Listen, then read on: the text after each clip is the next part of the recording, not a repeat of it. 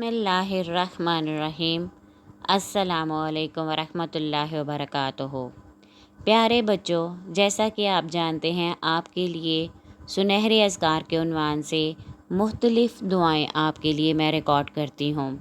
आप जहाँ पर भी चले जाएं, कहीं भी चले जाएं, स्कूल जाएं, किसी पार्टी में जाएं या किसी फंक्शन में जाएं, किसी रिश्तेदार के घर जाएं, तो आपको घर में वापस आना ही होता है। हर बच्चे ने अपने घर में वापसी लाजमन करनी होती है।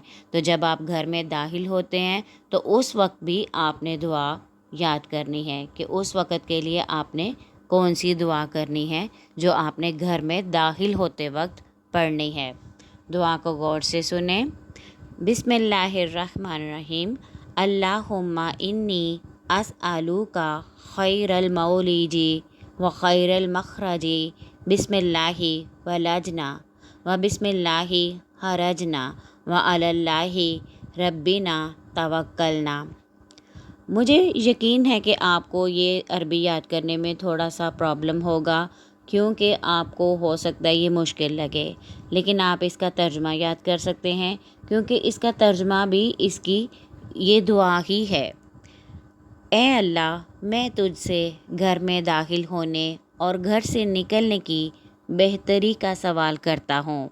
अल्लाह के नाम के साथ हम घर में दाखिल हुए और अल्लाह ही के नाम के साथ हम घर से निकले थे और अपने रब ही पर हमने तवक्कुल भरोसा किया। इसके बाद आपने जब घर के अंदर दाखिल हो जाना है तो ज़ाहिर है घर में मुख्तलिफ़ आपके घर में फ़ैमिली मेम्बर्स होते हैं। अमूमन आपके ग्रैंड पेरेंट्स भी होते हैं, आपके अपने पेरेंट्स भी होते हैं और आपके बड़े ब्रदर्स एंड सिस्टर्स भी होते हैं। तो जैसे ही आप घर में एंटर होंगे, आपने सबसे पहले घर वालों को सलाम करना है। सलाम करने के बाद आपने बातचीत का सिलसिला शुरू करना है। उम्मीद है हमारी वीडियो आपने सुनकर इसके ऊपर अमल भी करना है।